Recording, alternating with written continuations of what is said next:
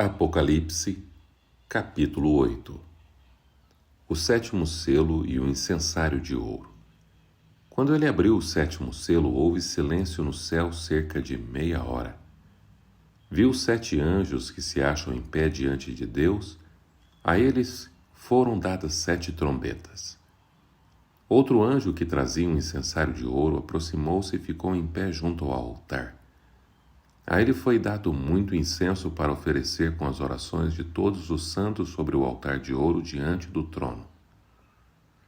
E da mão do anjo subiu diante de Deus a fumaça do incenso com as orações dos santos. Então o anjo pegou o incensário, encheu-o com fogo do altar e lançou-o sobre a terra, e houve trovões, vozes, relâmpagos e um terremoto. Então os 7 anjos que tinham as 7 trombetas prepararam-se para tocá-las. O primeiro anjo tocou a sua trombeta, e granizo e fogo misturado com sangue foram lançados sobre a terra.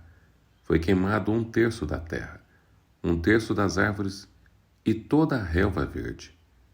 O segundo anjo tocou a sua trombeta, e algo como um grande monte em chamas foi lançado ao mar. 1/3 do mar transformou-se em sangue. Morreu 1/3 das criaturas do mar, e foi destruído 1/3 das embarcações. O terceiro anjo tocou a sua trombeta, e caiu do céu uma grande estrela queimando como tocha sobre 1/3 dos rios e das fontes de águas. O nome da estrela é Absinto. Tornou-se amargo 1/3 das águas, e muitos morreram pela ação das águas que se tornaram amargas. O quarto anjo tocou a sua trombeta, e foi ferido 1/3 do sol, 1/3 da lua e 1/3 das estrelas, de forma que 1/3 deles escureceu. 1/3 do dia ficou sem luz, e também 1/3 da noite.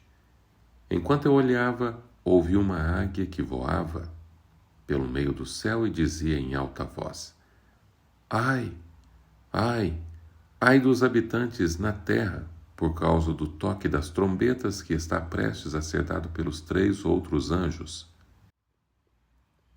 Apocalipse, capítulo 9. O quinto anjo tocou a sua trombeta, e viu uma estrela que havia caído do céu sobre a terra. A estrela foi dada a chave do poço do abismo. Quando ela abriu o abismo, subiu dele fumaça como de uma gigantesca fornalha. O sol e o céu escureceram com a fumaça que saía do abismo. Da fumaça saíram gafanhotos que vieram sobre a terra, e lhes foi dado poder como o dos escorpiões da terra. Eles receberam ordens para não causar dano nem à relva da terra, nem a qualquer planta ou árvore, mas apenas àqueles que não tinham o selo de Deus na testa. Não lhes foi dado poder para matá-los, mas sim para causar-lhes tormento durante 5 meses. A agonia que eles sofreram era como a da picada do escorpião. Naqueles dias, os homens procurarão a morte, mas não a encontrarão. Desejarão morrer, mas a morte fugirá deles. Os gafanhotos pareciam cavalos preparados para a batalha. Tinham sobre a cabeça algo como coroas de ouro, e o rosto deles parecia rosto humano. Os cabelos deles eram como os de mulher e os dentes como os de leão.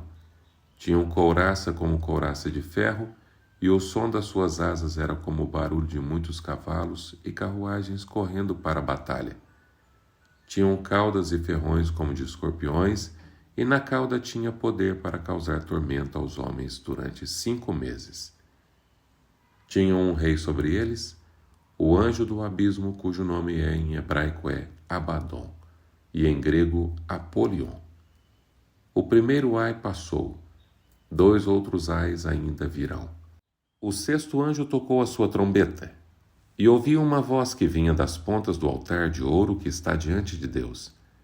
Ela disse ao sexto anjo que tinha a trombeta: Solte os 4 anjos que estão amarrados junto ao grande rio Eufrates.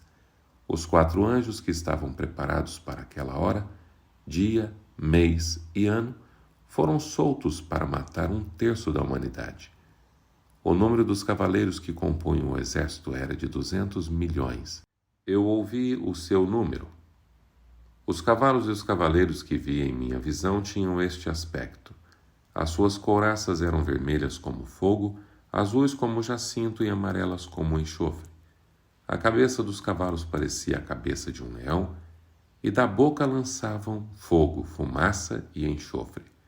1/3 da humanidade foi morto pelas 3 pragas de fogo, fumaça e enxofre que saíam da boca dos cavalos. O poder dos cavalos estava na boca e na cauda, pois a cauda deles era como cobra. Com a cabeça feriam as pessoas. O restante da humanidade, que não morreu por essas pragas, nem assim se arrependeu das obras das suas mãos. Eles não pararam de adorar os demônios e os ídolos de ouro, prata, bronze, pedra e madeira, ídolos que não podem ver, nem ouvir, nem andar. Também não se arrependeram dos seus assassinatos, das suas feitiçarias e da sua imoralidade sexual e dos seus roubos.